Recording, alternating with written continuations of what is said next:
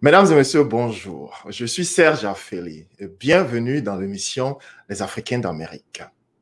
Les États-Unis connaissent un boom immobilier sans précédent depuis quelques années et nombreux sont nos frères immigrants africains qui aimeraient s'offrir une part du rêve américain. Malheureusement, beaucoup d'entre eux ne savent pas par où commencer ou vers qui se tourner pour avoir les bonnes informations. Suite à l'engouement suscité par mon épisode précédent sur l'investissement immobilier aux États-Unis avec Kajolo Coulibaly et aux nombreuses questions et commentaires que j'ai reçus, Kajolo Coulibaly me fait l'honneur de revenir encore une fois dans mon émission, cette fois-ci en direct, pour répondre à toutes vos questions. Bonjour Kajolo Coulibaly. Bonjour Serge, encore une fois, merci de m'inviter encore une fois de plus. Merci beaucoup. Bon. Alors, avant de prendre la question des auditeurs, nous allons passer un peu de temps pour discuter vous avez voulu prendre l'opportunité de donner à nos auditeurs une liste de choses à connaître avant d'acheter une maison. Donc, l'émission d'aujourd'hui s'intitule les 10 choses à connaître avant d'acheter une maison aux États-Unis. Alors, pour ceux qui ne vous connaissent pas, j'aimerais que tu me parles quelques secondes pour t'introduire et parler un peu du travail, de l'excellent travail que tu fais pour la communauté francophone de Washington, D.C. Merci encore. Alors, moi, c'est Kajolo Coulibaly. Je suis un broker ici à Washington, D.C., au Maryland, en Virginie, comme on dit le DMV. Cela fait plus de 6 ans que j'exerce dans l'immobilier et je travaille avec beaucoup de clients assez divers, first-time home buyers, les investisseurs, tout et tout, et les gens qui sont également dehors des États-Unis qui veulent acheter ici également. Et de ce fait, je fais également ce qu'on appelle la gestion des biens immobiliers, où je m'occupe plus du mot de prendre des locataires et de gérer la maison. Donc, c'est un peu cela, en grosso modo, quoi, à peu près. Alors, donc, je tiens à rappeler à nos auditeurs que pour tous ceux qui nous suivent en live, qu'il n'est pas nécessaire de prendre de notes, n'est-ce pas? Car si vous restez jusqu'à la fin de l'émission, je vous dirai comment recevoir une copie PDF des 10 recommandations et plus d'ailleurs de Kajolo Coulibaly. Donc, restez connectés jusqu'à la fin de l'émission. Je crois qu'on restera environ 45 minutes, pas plus d'1 heure de temps. Et à la fin, je vous donnerai les informations complémentaires, comment avoir cette liste d'informations. Alors, dites-nous, quelle est la première des choses à savoir pour tout immigrant africain ou toute personne qui aimerait acquérir un bien immobilier aux États-Unis? Pour tout commencer, il faut travailler avec un agent immobilier qui est agréé, mais le plus important, qui sait ce qu'il fait, mais ce qu'elle fait. Vous savez, parce que les lois changent beaucoup. Très important de savoir.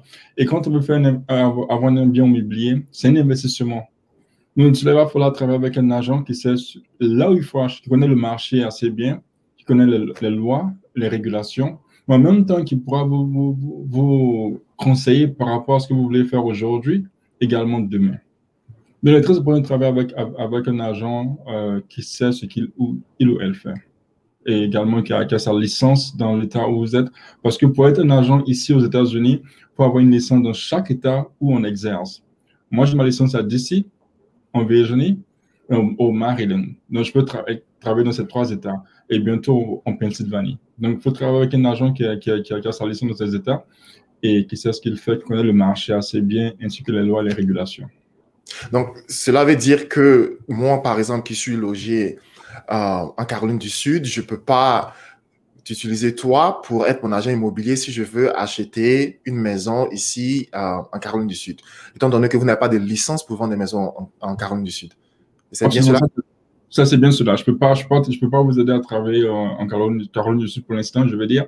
Mais si tu me dis, bon, tu sais quoi, Kajolo, je veux que tu m'aides à acheter ici absolument. Je veux que toi, tu m'aides. Ce que je vais faire maintenant, je vais faire ma licence en Caroline du Sud afin de pouvoir exercer avec toi. Donc, travailler avec toi, c'est un peu ça, quoi. Et si tu me dis, bon, peu importe, je peux te référer à un autre agent que je connais qui pourra t'aider là-bas également. Oui. Et combien de temps ça prend pour avoir une licence en d'agent immobilier? Bah, c'est relatif, hein. Ça dépend de comment est-ce que l'individu veut ce qu'il le fait. Il y a des examens à faire, il y a des classes à faire, tout et tout. Là, quand j'ai fait ma mission de broker, pour faire un broker license, d'abord, il faut exercer en tant qu'agent d'abord pour commencer.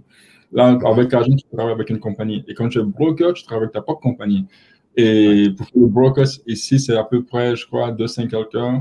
Et il y a un nombre d'années pour être, à DC, c'est 2 ans, Maryland, c'est 3 ans avant de pouvoir être un broker. Et ensuite, tu prends les classes et tu passes l'examen et puis bon, tu appliques pour ta licence, quoi. Mais pour un agent, c'est à peu près 60 heures ici de classe et tu fais l'examen. Et voilà, une semaine, tu peux avoir ta licence en une semaine. Ah oui. En une semaine, voilà. Ah oui. Alors, première chose à connaître, c'est de toujours travailler avec un agent immobilier agréé. Et ça, c'est très important. Est-ce qu'il existe des agents immobiliers non agréés? Je vais dire non, parce que si tu n'as pas de licence et que tu veux exercer, tu auras des soucis avec la loi. Oui, ok. D'accord. Alors. Le font, mais bon, je veux dire, il ne faut pas le faire. Juste. Oui, donc c'est illégal de vendre des maisons sans. Absolument, c'est illégal. À moins que ce soit ta propre maison. Tu peux vendre ta propre maison à moins que sans agent.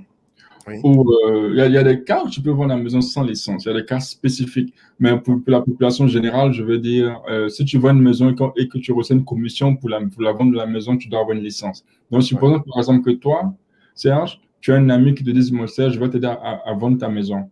Mais on te demande peut-être $1000 pour vendre ta maison. Parce que tu payes cette personne, elle va devoir absolument avoir une licence pour pouvoir vendre la maison. Mais si elle la vend gratuitement sans commission, c'est un autre problème. Donc, il y a des choses, quoi, je veux dire. OK, d'accord. Alors, et deuxième chose à connaître, c'est la possibilité de négocier le prix d'achat à la baisse. Alors, dites-nous un peu de quoi il s'agit. Bon, vous savez, toute chose est négociable. Hein. On passe tout le temps bien à négocier en général. Hein. On négocie partout là on part. Rien n'est stoïque et rien n'est permanent. Oui. Donc, quand il y a une maison à vendre, on peut négocier le prix, par en dessous, comme le prix peut négocier par au-dessus. Ça dépend du marché, je veux dire. Oui. Et quand ça va au-dessus, c'est beaucoup plus bidding war, comme on dit, mais en dessous. Oui. Et c'est possible, quoi. C'est pas parce qu'on va $500,000 qu'on va absolument payer $500,000. On peut retrouver à payer $480,000. Oui. Et ce sont des choses que je vois fréquemment avec mes clients quand on part prendre des maisons. Et juste avant de voyager, j'ai un client qui prenait une maison qui était à $500,000, on l'a eu à $482,000. Oui. Et il y a différentes étapes qui font différentes variables qui affectent le prix, le taux de négociation. Bon, le nombre de temps sur le marché. Pour une maison dure sur le marché, on peut négocier beaucoup plus pour abaisser le prix. Oui. Parce que ça montre que l'intérêt pour la maison n'est pas assez fort. Et il y a ça. Et même quand on prend une maison, disons, à $500,000 par exemple, et qu'on fait l'inspection de la maison, qu'on voit des problèmes avec la maison, on peut renégocier le prix pour abaisser le prix en fonction des problèmes qu'on voit sur la maison. Ah oui. Également, il y a ce qu'on appelle le appraisal. Bon, ça rabaisse le prix automatiquement de la maison. Donc, je veux dire, en fait, il y a pas mal de choses qui sont là pour aider à rabaisser le prix, mais il faut également connaître ce marché. Il y a des marchés qui sont très compétitifs où négocier en dessous, à la base, c'est pas évident, quoi, je veux dire. Donc, il faut connaître le marché et savoir quelle stratégie adopter pour ce marché. Oui, parce qu'il existe dans certains marchés sur lesquels, par exemple, où le prix affiché de la maison, les individus se retrouvent à acheter beaucoup plus cher parce qu'il y a plusieurs personnes qui font des offres. C'est celui qui fait l'offre la plus élevée qui remporte l'enchère, en quelque sorte. Bon, c'est relatif parce que, bon, si on prend la sagesse commune, on va dire oui, c'est celui qui paie le prix le plus élevé qui remporte, mais ce n'est pas toujours le cas. Oui. Moi, l'année dernière, j'ai des clients, pas mal de clients. Nous n'avons pas fait le prix le plus élevé, mais on a eu les maisons. Parce qu'il y a plusieurs facteurs qui rentrent dans l'offre et dans la raison pour laquelle le vendeur va accepter ton offre. Oui. Il faut avoir le prix, pour avoir le temps auquel tu pourras close sur la maison, close, c'est-à-dire finaliser la transaction, pour avoir les contingencies, qui sont les conditions, par exemple, le genre de loan, le genre de crédit que tu as, conventional, FHA, un programme, tout. Si tu payes cash, par exemple, ça peut changer différentes choses. Donc, ce n'est pas toujours parce que tu offres le prix le plus élevé que tu vas absolument avoir la maison, parce qu'il y a d'autres facteurs qui rentrent en jeu, qui font que tu peux ne pas avoir la maison, bien vrai que tu aies offert le prix beaucoup plus élevé. Mais en général, oui. Mais ce n'est pas dans tous les cas que ça marche comme ça. OK. Alors, je tiens à rappeler à ceux qui nous suivent en live que vous pouvez mettre vos commentaires directement dans la chat box, que ce soit via YouTube ou soit Facebook, et je vais transférer vos questions en live directement à Kadiolo Koulibaly et il pourra les répondre. On n'a pas besoin d'attendre la fin de l'émission pour cela. Donc, pour vous informer. Alors, troisième chose à connaître. Il faut toujours se projeter dans le futur. Absolument, il faut savoir où est-ce qu'on part. Comme on dit, si tu n'as pas de destination, difficile de pouvoir commencer quelque chose. Et quand je travaille avec mes clients, je leur demande à chaque fois, pourquoi est-ce que tu achètes une maison? Quelle est la raison? Tu achètes pour investir, pour apprécier ou juste pour avoir une famille? Peu importe ta raison. Donc, c'est par rapport à la raison qu'on commence toute chose. Comme on dit, avant de sortir de chez toi, tu sais exactement pourquoi est-ce que tu sors de ta maison. Je sors pour aller au store, pour aller au travail. Donc, tu as une destination qui est là, ce qui fait que tu t'ajustes le début en conséquence. Donc, quand tu prends une maison pour investir, par exemple, tu dis, bon, moi, je veux pas une maison qui va coûter assez bas, mais qui va apprécier beaucoup plus rapidement. On peut commencer à avoir différents marchés. Moi, je veux une maison qui est déjà dans un marché qui est déjà stable. Et parce que parce que je veux préserver mon capital et avoir moins de risques sur le marché immobilier, on prend la maison dans un autre marché. Bon, moi, je vais avoir une maison à cause des écoles. On va commencer à avoir, OK, parce que j'aurai des enfants bientôt, une famille bientôt. Là, on commence à avoir, par exemple, OK, quelles sont les villes, les counties, peu importe, où tu pourras avoir ce que tu veux absolument. Donc, il est très important de savoir ce qu'on veut faire parce qu'on prend une maison générale pour au minimum 7 ans. Donc, la moyenne à peu près. Donc, les 7 années à venir, 10 années à venir, qu'est-ce que tu veux faire avec ta famille? Si tu es célibataire, est-ce que tu comptes te marier bientôt? Ouais. Si tu es déjà marié, bon, avoir des enfants, tout et tout. Donc, il y a plusieurs choses qu'on commence à voir. Et une fois que c'est défini, on se dit, bon, OK, voilà la meilleure formule qu'on doit adopter pour prendre la maison idéale et adéquate pour toi et ta famille. Oui, éventuellement, parce que quand on est marié, qu'on n'a pas d'enfant, si on prend une maison ou un appartement de 2 chambres et qu'après on décide d'avoir 4 ou toute une marmaille, je veux dire, toute une panoplie d'enfants, cet appartement ou cette maison dans laquelle on investit ne devient plus adéquate pour recevoir toute la famille. C'est bien cela? Absolument, absolument. Bon, moi, en tant qu'agent immobilier, je vais prendre une maison beaucoup plus grande. Ça me dérange pas, je veux dire. On met cette maison en location, puis on avance simplement. Mais oui, il faut absolument savoir, parce que, vous savez, je travaille avec des clients qui disent que ce qu'ils veulent faire, c'est de pouvoir avoir une maison dès maintenant, et dans 3 à 4 ans, la mettre en location et prendre une autre maison où ils vont habiter avec leur famille. Donc, ce peu importe. On peut commencer avec la maison où le prix n'est pas assez élevé, afin de minimiser de ne pas avoir un mortgage assez élevé. Et de là, maintenant, quand on parle de cette maison, on va à la maison assez permanente que vous voulez. Donc, ça dépend de tout et chacun, je veux dire. Mais si vous voulez rester dans la maison assez longtemps, et vous comptez avoir une famille, bon, là, il va falloir prendre une maison beaucoup plus grande, quoi, pour ne pas être coincé après. Alors, quatrième chose à connaître, c'est d'assurer d'avoir les moyens de faire les paiements mensuels. Bon, ça a l'air plutôt évident, mais c'est quoi la différence avec ce point que vous essayez de faire? Bon, vous savez, le problème qu'on a eu un peu plus tôt, je crois, en 2008 et auparavant, avec le problème de la crise, les gens prenaient des maisons qu'ils ne pouvaient pas payer, en fait. Il ne sert à rien d'avoir une maison pour 1 an, 2 ans, et après on te chasse de la maison avec foreclose. Ça n'a pas de sens, je veux dire. Tu vis un peu comme un roi ou une reine pour peut-être 1 ou 2 ans, ça n'a pas de sens. Il faut savoir à peu près, il faut être véridique envers soi. Vous savez, tu peux aller voir la banque va te dire, bon, tu es éligible pour peut-être 500 000 $. Le paiement, peut-être, tu peux aller jusqu'à un paiement de 3 000 $, par exemple. Mais tu sais très bien que toi, tu es à l'aise avec 2 000 $. Reste à 2 000 $. Parce que les choses changent, vous voyez. Et donc, il est très important de rester là où est-ce qu'on est assez à l'aise et ne pas être assez aventureux sur le prix. Parce que quand tu as une maison, c'est pas comme une maison. Quand tu achètes une maison, ce n'est pas comme un appartement que tu loues.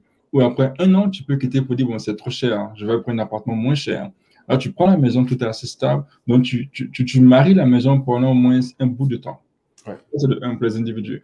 Maintenant, ce que je dis beaucoup plus aux personnes mariées qui prennent ensemble, c'est vrai qu'en prenant la maison ensemble, le pouvoir d'achat est assez élevé parce qu'il y a les 2 revenus qui viennent ensemble. Ouais. Mais il est très important de pouvoir, selon moi, pouvoir se bénir au mortgage avec rien qu'un seul salaire. Oui. Parce que si on prend la maison avec 2 salaires, qu'une personne perd son boulot, automatiquement, ça met un stress sur l'autre, sur la famille complètement. Donc, être sûr au moins qu'une seule personne pourra prendre charge du loyer, du mortgage, c'est beaucoup mieux que de s'asseoir pour dire, bon, deux personnes vont s'en occuper parce que, bon, une personne est malade et perd son boulot, ça amène beaucoup de stress et ça se passe assez fréquemment, en fait, de voir cela, quand je veux dire. Donc, il est très important d'être véridique envers soi et les gens mariés ou deux ou trois personnes qui prennent ensemble, de se rassurer qu'une seule personne pourra s'occuper du mortgage avec son salaire. OK. Alors, cinquième chose, c'est de prévoir une certaine somme pour d'éventuelles modifications. OK. Bon, quand on prend une maison, vous savez, quand on loue une maison, peu importe, il y a un problème, le landlord va venir s'en occuper. Mais quand on prend une maison, c'est nous-mêmes qui s'en occupons. C'est-à-dire, il y a un problème, tu es ton propre landlord. Donc, il y a un problème, certaines sommes mises à côté pour pouvoir subvenir à ce genre de problème. Et au cas de modification que vous voulez faire pour la maison, c'est-à-dire peinture, ou casser un mur, faire telle chose, c'est vous qui allez payer cela. Donc, on ne prend pas une maison et après, le lendemain, le compte est vide complètement. Ce n'est pas assez sage de le faire. Ça ne veut pas absolument dire qu'il faut s'asseoir pour épargner, par exemple, 500 000 $. Non, c'est pas ça. Il faut avoir au moins un minimum d'épargne dans le compte. Je ne sais pas, ça dépend de votre point d'aise. 5 000 $, 10 000 $, au moins, de se rassurer qu'au moins en 1 mois, 2 mois, au maximum 3 mois, on pourra remettre telle somme dans le compte. Parce que quand on prend une maison, il y a peut avoir beaucoup de petites surprises et la surprise peut venir du jour au lendemain. On ne sait jamais, quoi. Donc, il faut être prêt à pouvoir subvenir à ce genre de petits problèmes. Oui, ici aux États-Unis, il y a un terme qui est fréquemment utilisé qui s'appelle house poor, being house poor, c'est-à-dire avoir une grosse maison, mais pas avoir le moyen d'acheter le meuble pour y mettre dedans parce que tout l'argent qu'ils avaient a été investi dans l'achat de la maison sans avoir une petite réserve pour... Absolument. Et il y a une chose que quand je vois la maison avec mes clients, je leur fais comprendre un peu parce que je sais quoi, tu peux acheter la maison. Tu sais, comme quand les gens vont acheter certaines voitures, par exemple une BM, une Mercedes ou bien une Audi, tu peux acheter la maison. Mais est-ce que tu peux entretenir cette voiture? Est-ce que tu peux payer l'essence pour cette voiture? Il ne sert à rien d'acheter une voiture et tu réfléchis à chaque fois, OK, mais la voiture prend trop d'essence, c'est que tu as fait un mauvais choix. Je veux dire, tu ne peux pas entretenir la voiture, tu vois. Donc, si tu prends une maison et que tu ne penses pas aux frais d'électricité, chauffage, dans le coin, il fait froid, climatisation, il fait chaud, et qu'après, tu es dans la maison, bon, viens chez toi, il fait froid en permanence, il fait chaud en permanence, alors que tu as tout ça chez toi. Bon, ça dépend, quoi. Donc, il faut être sûr au moins que la maison qu'on va prendre, ce n'est pas juste le mortgage qu'il faut avoir. Je peux payer le mortgage par mois.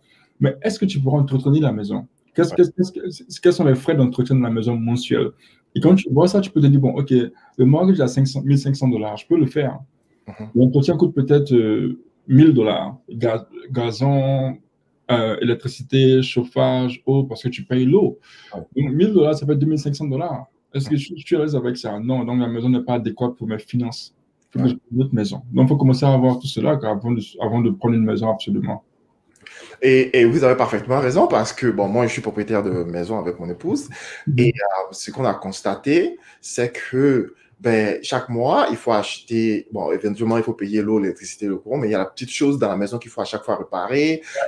Peut-être la pelouse qu'il faut tondre, il y a aussi les toilettes qui fuient et tout ça. Donc, il y a plein de petits problèmes, entre guillemets, comme ça, qui se présentent chaque fin du mois ou chaque semaine qu'il faut pouvoir gérer au quotidien. Alors, quand on est trop juste sur son budget, ça peut poser de vrais problèmes.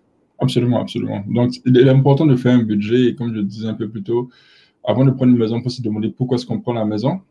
Une fois qu'on a la destination, tu dis, bon, là, je pars à New York, de South Carolina à New York.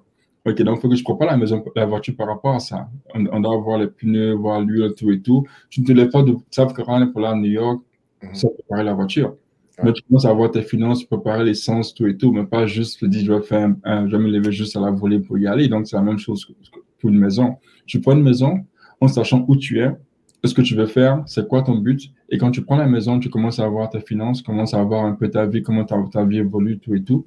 Et quand tu prends la maison, après, tu la laisses, quoi. C'est tout. C'est pas compliqué. Ouais. Alors, sixième chose à connaître, c'est de tenir compte de vos dettes présentes et futures. Alors, pouvez-vous élaborer sur ce point? Bon, ça dépend. Bon, Parce que tout va également rentrer en jeu avec le mortgage, parce que la banque va commencer à avoir vos dettes pour définir c'est quoi votre mortgage va être.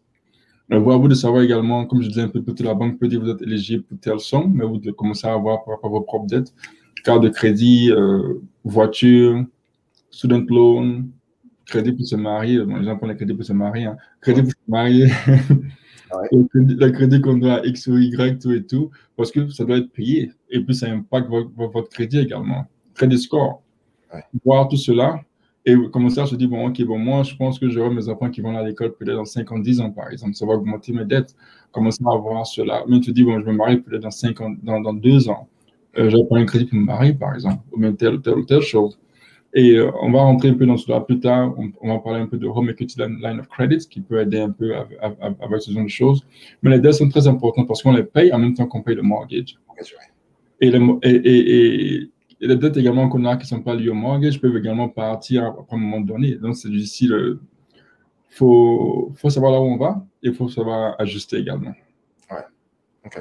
Alors, je tiens à rappeler à ceux qui nous suivent en live que vous pouvez poser vos questions directement, que vous soyez sur Facebook ou que vous soyez sur YouTube. Vous pouvez texter vos questions et je les poserai en live à Kajolo Coulibaly. Aussi, si vous restez jusqu'à la fin de cette émission, je vous dirai comment avoir accès à la liste des recommandations que Kajolo Coulibaly propose à toute personne qui aimerait acheter une maison. Donc, restez connectés jusqu'à la fin de cette émission.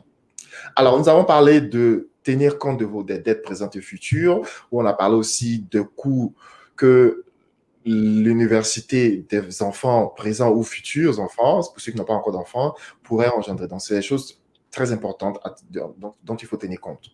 Absolument, absolument, absolument. Septième chose, c'est la restriction. Ce sont les restrictions et les frais qui sont liés à la vie en communauté. Alors, aux États-Unis, contrairement à ce que l'on observe dans les autres pays, il y a ce qu'on appelle un HOA, qui est le Homeowner Association. Mm-hmm. C'est-à-dire l'association du quartier.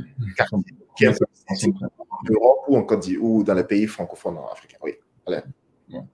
Bon, quand on vit dans un HOA, une certaine communauté, je veux dire, ça vient avec ses pour et contre, ça vient avec ses restrictions, parce que l'association veut que le quartier puisse avoir une certaine image, qu'il doit respecter, c'est-à-dire couper la pelouse, par exemple. Il y a des modifications externes qu'on ne puisse pas faire absolument, parce que ça va changer un peu la face du quartier. Il y a certains HOA qui sont un peu plus flexibles là-dessus, mais ça dépend de là où vous êtes, je veux dire. On ne peut pas faire certaines choses. Et il y a des restrictions par rapport au bruit. On ne peut pas juste se lever et faire une fête jusqu'à 5 heures du matin. Il y aura des restrictions. Il y a des restrictions sur, par exemple, avoir un business à la maison. Ouais. Donc, c'est un genre de business, je veux dire. Et on se dit, bon, tu ne veux pas te lever juste venir faire un maquis à la maison parce que ça va impacter le quartier négativement. Mais il y a plusieurs choses qui impactent en fait le HOA, je vois absolument négativement, mais positivement également. Comme par exemple, les routes sont nettoyées assez fréquemment et il y a le centre de communauté, il peut y avoir la piscine, terrain de tennis, tout et tout. Et c'est pas mal, quoi. Donc, et puis il y a les frais mensuels qui sont là peut-être. Il y a des frais, ça peut être mensuel, ça peut être par quarter, ça peut être une fois par an. Et avec le HOA, il va souvent falloir. Souvent, ils veulent que l'extérieur de la maison soit propre. Si vous avez un siding, ils veulent que vous nettoyez le siding assez fréquemment. Parce que si vous ne faites pas cela, il y a des amendes que vous allez devoir payer par rapport pour tout cela. Donc, il y a tout ça qui rentre en jeu. Et quand on prend une maison dans un HOA, il va falloir lire les documents du HOA afin de voir les restrictions pour être sûr que vous êtes à l'aise avec les restrictions avant de se lancer, quoi. Il y a un délai par rapport à l'état où vous achetez la maison pour lire le HOA document et vous pouvez le lire et annuler la transaction si vous n'aimez pas ce qui est dans le HOA. Et quand vous annulez la transaction, il n'y a pas de frais sur vous, je veux dire. Donc, en fonction de l'état, ça peut être 5 jours, 7 jours, 3 jours, tout dépend de là où vous êtes, mais il y a un délai pour lire le HOA document afin de pouvoir annuler la transaction s'il le faut.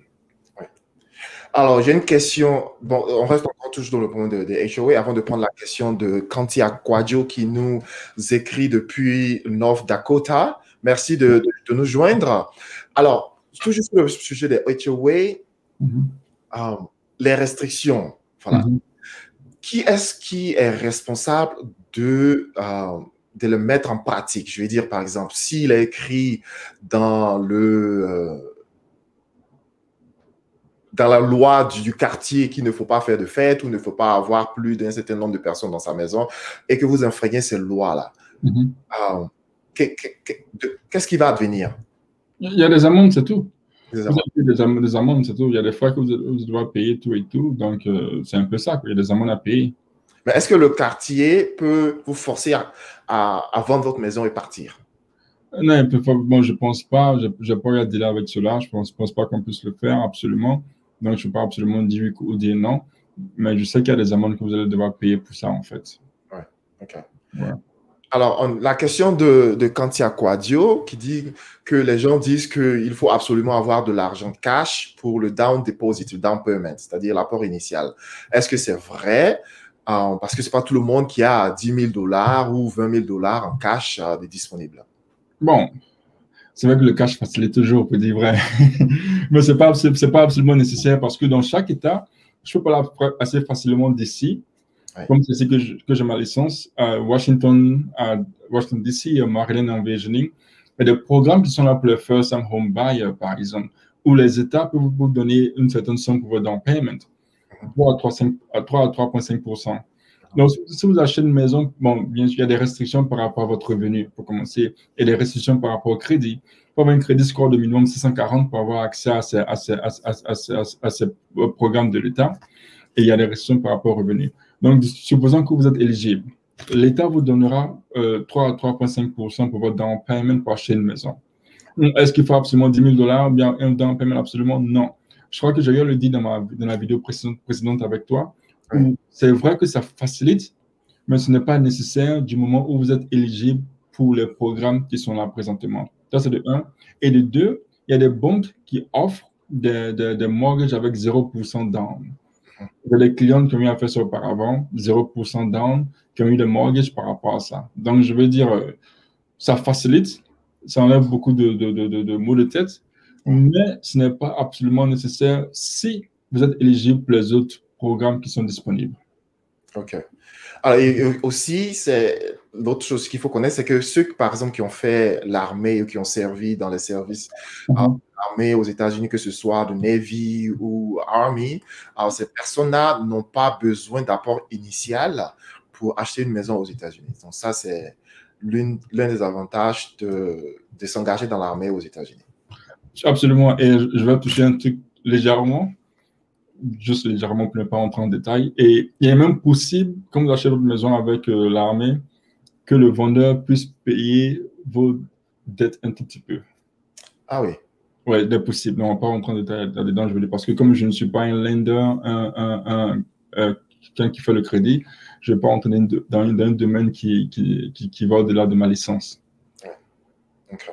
Alors, 8e chose à comprendre, à connaître, je dirais, c'est la valorisation et la dévalorisation des biens immobiliers. En général, on achète une maison dans l'espoir que la maison prenne de la valeur d'ici 5 ou 10 ans afin qu'on puisse la revendre et faire du bénéfice, du profit. Mais qu'est-ce qui se passe en ce qui concerne, comment est-ce que le prix des maisons sont évalués ou dévalués en fonction de l'évolution du temps?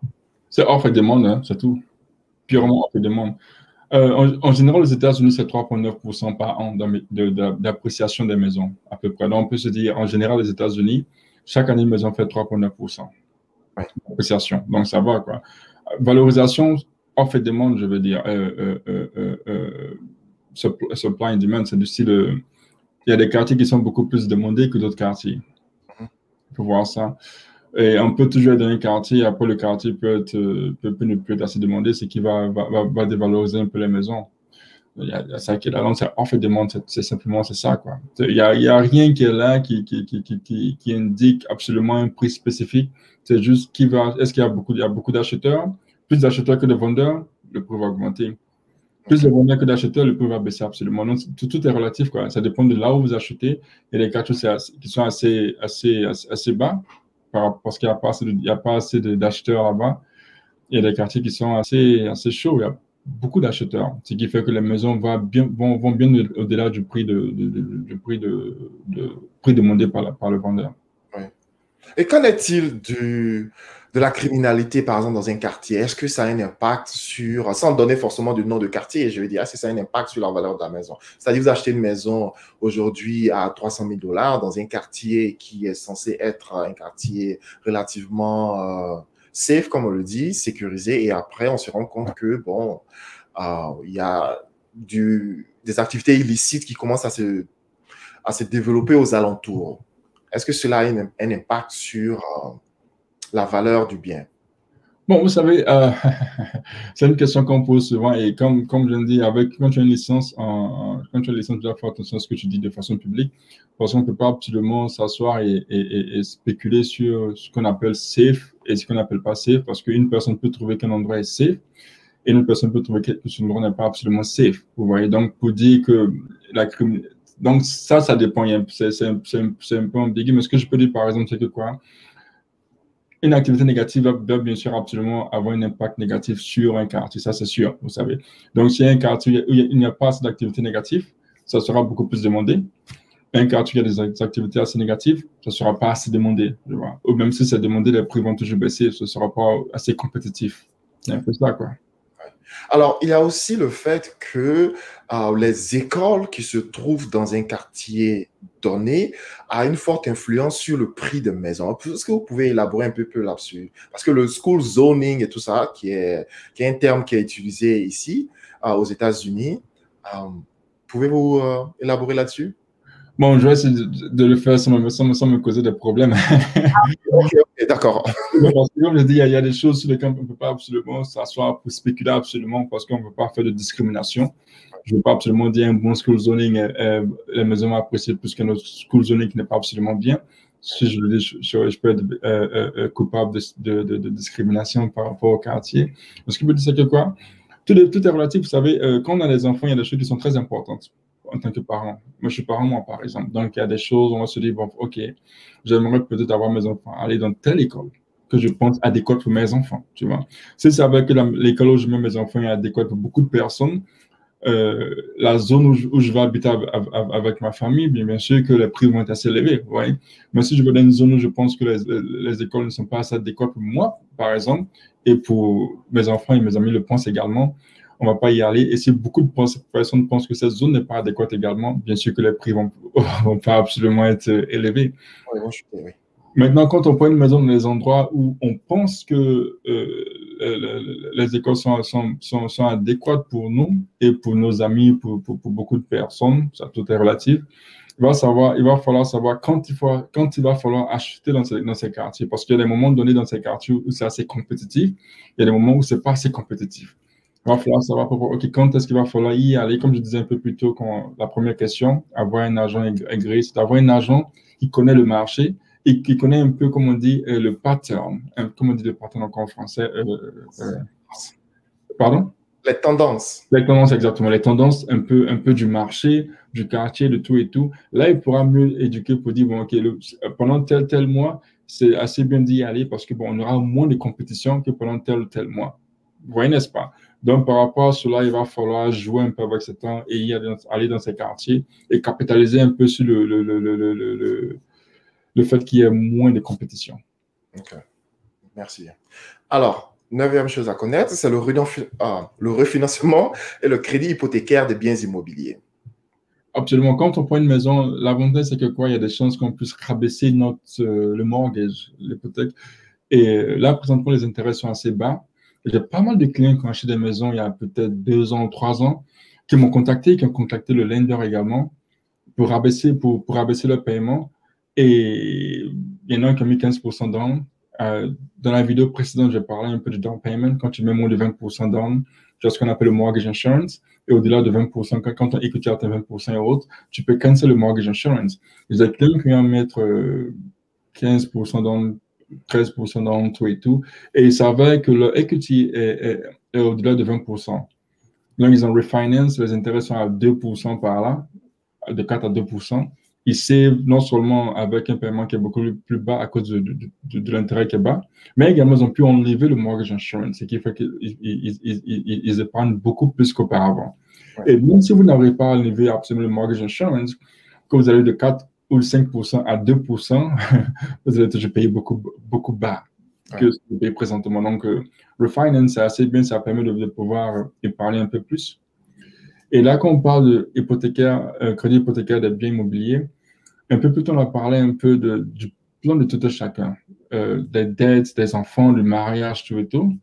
La chose avec le crédit hypothécaire, le Home Equity Line of Credit, ce qui est bien avec ça, c'est que quoi? Ça permet d'avoir accès à un certain capital au cas de besoin. Supposons que les enfants vont à l'école, peut-être dans une école qui coûte peut-être 50 000 $ par an, et que votre Equity Line of Credit, votre hypothèque est déjà peut-être à 200 000 $, vous pourrez avoir accès à ces 200 000 $, pouvoir subvenir aux frais de scolarité de vos enfants. Ouais.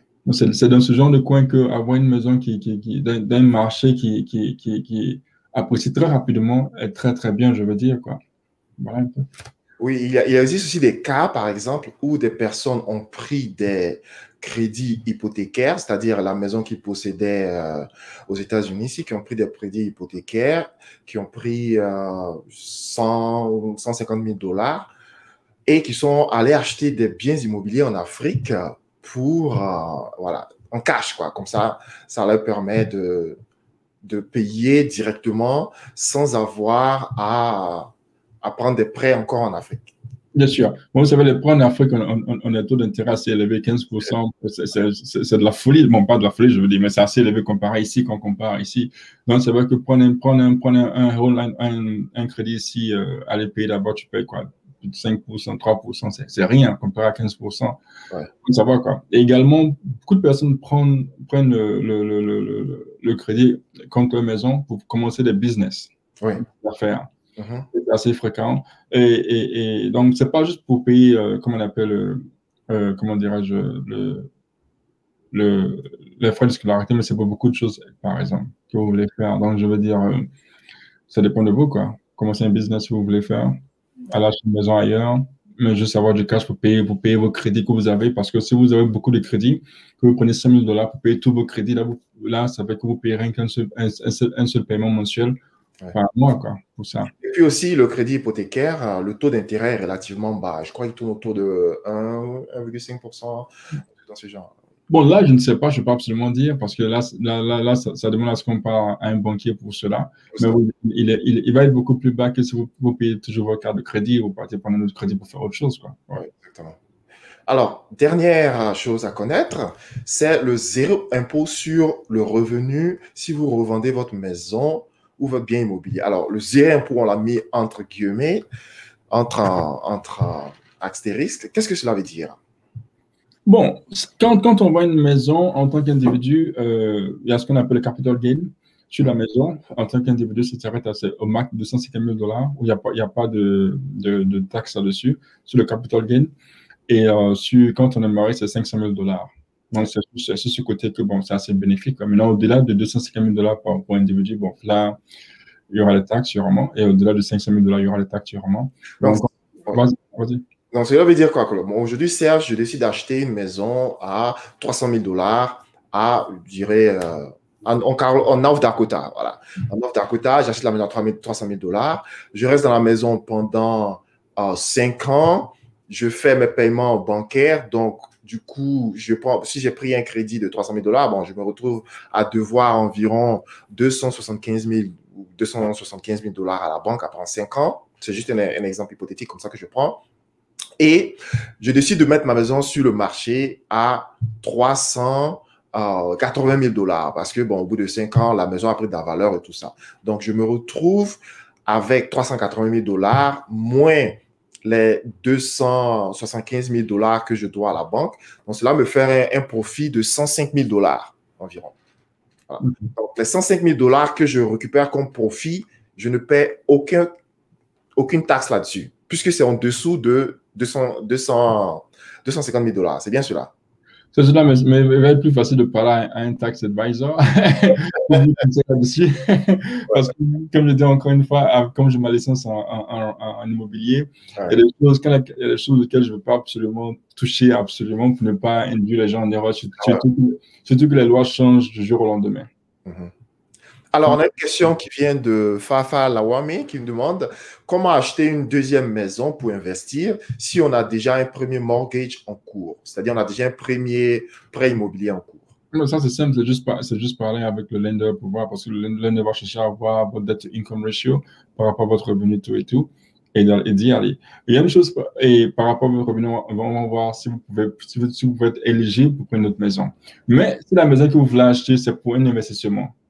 Disons, vous voulez prendre un exemple banal, ce que les gens ne savent pas absolument, je veux dire. Vous voulez prendre un immeuble de 4 appartements et que la banque dit que non, vous n'avez pas suffisamment de revenus pour acheter une autre maison. La banque, ce qu'elle peut faire, elle peut prendre le revenu de l'immeuble, disons 10 000 $ par mois, OK? Et prendre par an, disons 10 000 $ par an, et prendre 75% du revenu annuel, c'est 7 500 $ en tant que votre revenu. Ce qui fait que même si votre revenu normalement est, disons, n'arrive pas à la limite pour pouvoir acheter cet immeuble, mais le fait que la banque ajoute le revenu de l'immeuble que vous aurez de façon, quand vous allez acheter l'immeuble, et ajoute cela sur votre revenu actuel, de 75%, ça va rapidement vous amener au-delà de la limite afin que vous pouvez être éligible pour acheter cet immeuble. Donc, ça dépend de ce que vous voulez acheter. C'est une maison, juste une maison comme ça, mais c'est une maison d'investissement. Mais aussi, vous n'êtes pas éligible pour l'instant par rapport à votre revenu, votre debt to income ratio, et que la maison que vous allez prendre va vous ramener de l'argent, ça va vous aider également. Maintenant, si la maison que vous avez actuellement, vous comptez la mettre en location, quand vous allez acheter la maison, ça peut encore vous aider parce que la banque va peut-être vous demander, ça dépend des banques, je veux dire, je ne suis pas un banquier, mais je ne fais que dire, donc consultez votre banquier pour être sûr, vous savez. Donc, la banque va vous dire, si vous dites à la banque, vous savez quoi, OK, je mets ma maison en location actuellement et je vais prendre une autre maison. Encore une fois, consultez votre banque. Je veux dire, chaque banque peut avoir différents critères. Et la banque peut demander, OK, donnez-moi un lease pour montrer que la maison va être louée dès que vous déménagez de la maison. Et la banque va prendre également 75% du revenu annuel en tant que votre revenu, ce qui pourra peut-être vous aider à acheter l'autre maison que vous voulez acheter. Okay. C'est juste une petite astuce, juste au cas pour ceux qui veulent prendre notre maison et qui vont mettre la maison en location après. Pour donner un lease à la banque, il va falloir que la banque puisse avoir un lease pour montrer que la maison va être louée et 75% va être utilisé. Mais encore une fois, consultez votre banquier pour être sûr parce que comme je n'ai pas ma licence en finance, je ne vais pas absolument dire les choses. Donc, consultez comme chaque banque peut avoir différents critères. OK. Voilà. Alors, donc, il est réellement possible d'avoir un second prêt immobilier pour acheter une maison quand on a déjà un mortgage. Donc, c'est même 5 maisons, tout dépend de votre revenu. 5, 10 maisons, tout est relatif, quoi, tout dépend. Okay. Il n'y a pas de limite. Il n'y a pas de limite pour dire. Ouais. Alors, nous sommes au terme des 10 points ou des 10 choses à savoir avant d'acheter une maison aux États-Unis. Merci beaucoup de votre temps. Merci aussi pour les conseils que vous prodiguez à la communauté africaine résidant aux États-Unis afin que chacun puisse trouver des informations pertinentes pour pouvoir progresser. Il y a encore, on essaie de voir s'il y a des questions supplémentaires sur notre page. OK, donc il y a Fafa Lawane qui dit merci pour la question qui a été répondue. Okay. Est-ce qu'il y a un dernier mot que vous aimeriez dire avant que nous nous laissions? Ce que j'aimerais dire à la communauté francophone, c'est que il va falloir s'éduquer beaucoup plus, je veux dire comprendre beaucoup plus le marché. Il y a beaucoup d'opportunités sur lesquelles on peut se capitaliser. Et il va falloir juste apprendre un peu plus, ne pas avoir peur, ne pas écouter beaucoup de choses, de gens qui ne sont pas experts dans le domaine. On peut avoir une maison sans apport initial si vous êtes éligible pour cela. Il y a pas mal d'opportunités d'investissement ici pour capitaliser sur certaines maisons. Foreclosure, short sale, par exemple. On peut parler de short sale une fois bientôt dans le futur. Et pas mal de choses. Donc, je veux dire, il y en a beaucoup. Éduquez-vous, on doit s'éduquer et apprendre un peu les petites lois à gauche, à droite. et capitaliser sur ce qui est là, c'est tout. Oui, tout à fait. Ouais. Alors, en tout cas, vraiment, merci beaucoup pour votre temps et j'espère vous recevoir très prochainement Avec plaisir. dans une autre émission. Merci encore et bonne soirée. Merci, bonne soirée. Ouais. Alors, merci beaucoup d'avoir suivi mon émission d'aujourd'hui. S'il y a 10 choses à savoir avant d'acheter une maison aux États-Unis. Si vous avez des commentaires supplémentaires, vous pouvez nous écrire directement sur notre page Facebook à Les Africains d'Amérique officiel ou nous envoyer un email à notre contact qui est contact@africain-amérique.org. Éventuellement, je vous invite aussi à souscrire à ma chaîne YouTube qui est Les Africains d'Amérique. Vous pouvez trouver ça facilement sur YouTube. Alors, merci beaucoup d'avoir passé votre soirée avec moi.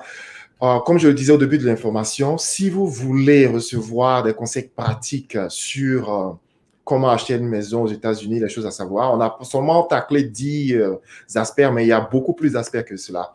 Donc, vous envoyez tout simplement, et c'est gratuit, vous envoyez tout simplement un email à contact@africain-amérique.org et en mettant en titre PDF 10 choses à savoir en immobilier. Et vous nous enverrons dans les jours qui suivent une liste des choses à comprendre et à connaître avant d'acheter un bien immobilier aux États-Unis.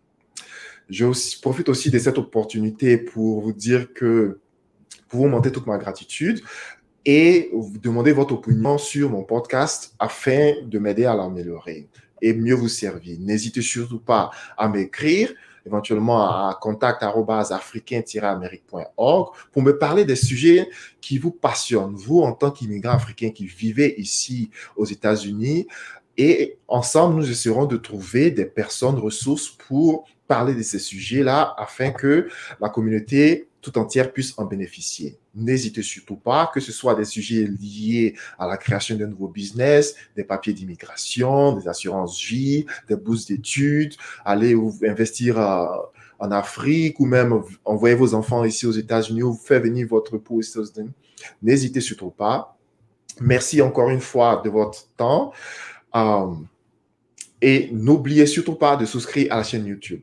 Sur ce, je vous dis au revoir et vous donne rendez-vous la semaine prochaine pour un autre rendez-vous des Africains d'Amérique et vous faire découvrir un autre immigrant africain qui fait la fierté du continent en Amérique du Nord.